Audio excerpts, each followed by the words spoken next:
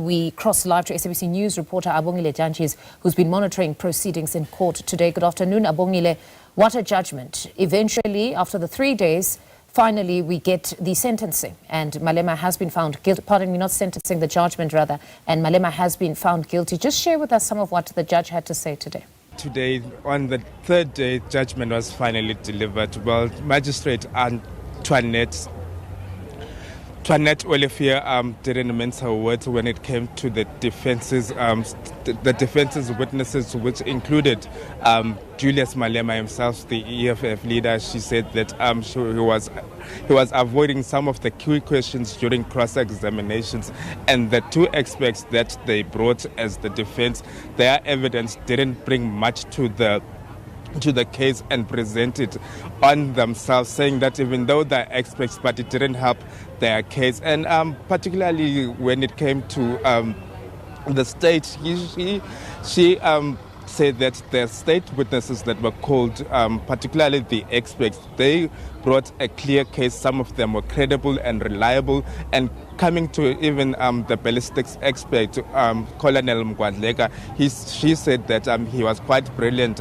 in detailing some of the things that were needed explanation with regards to the firearms that was in question. And really, it's quite a sad day for EFF members here in the East London Magistrates Court, particularly when his co-accused Adrian Snyman was acquitted of all the charges. He was cleared of all the charges he had faced, and now Julius Malema on the 23rd of January, he will be here to come and for pre-sentencing procedures. And he did take to the stand while addressing his party supporters, saying that from the get-go this was just a racially motivated case. This was just a politically motivated case, that they want him and not Adrian Snyman, and that he's happy that Adrian Snyman has been cleared of this case so that he can deal with the state directly and not waste Adrian Snyman's time.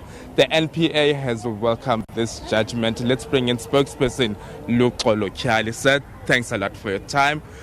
Even though Snyman was cleared of the charges, but you welcome the Malema ruling, the Malema judgment.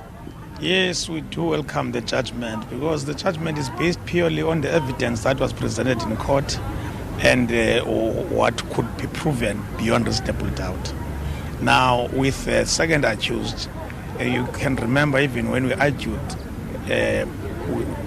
we did concede that there is some aspects that we were not able to prove, and we even asked the court to charge him on being an accessory after the fact, but then that was dismissed by the court. So we did expect that he may be acquitted, but we are glad that with Mr. Malema, he has been found guilty, because remember here, there's a law that was broken, that was done in full view of many people by an influential person. Now we believe that this conviction will show other people who continue to handle firearms recklessly in crowded spaces that such an offense is prosecutable and will be punished for. It was mentioned that he has no previous convictions. Would the state be pushing for a jail term, a direct jail term with regards to this matter? For now, we don't want to get there, because remember, the matter has been postponed so that we can be finished with a pre-sentence report that will be put together on behalf of Mr. Malema.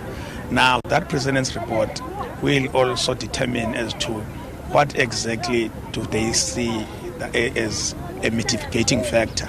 And if we can't counter that, then we'll have to make other considerations. So for now, let's ventilate that in court. 7 long years, Mr. Kyali. Did this case have to take so long? You'll remember this matter, the offense was committed 7 years ago, but the matter was only enrolled for the first time after investigations had been completed. That was 4 years ago. And it involved a high-profile person who would not be in court sometimes, or his attorneys would be held up somewhere. So you'll remember even the postponements were caused by such. But we always stress that the long arm of the law will always catch up with you.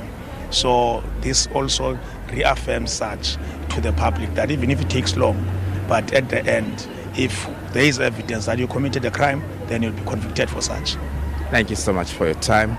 Lupolo Kyali, NPA spokesperson here in the Eastern Cape region. Well, you'll recall that this case was opened by lobby group AfriForum, and they've also reacted to the matter, saying that they are welcoming this judgment by the East London Magistrate Court, saying that high-profile people like EFF leader Julius Malema should also be law-abiding citizens, and they are hoping that it will serve as a deterrent going forward for other people who may want to discharge firearms in public and potentially endanger the lives of people.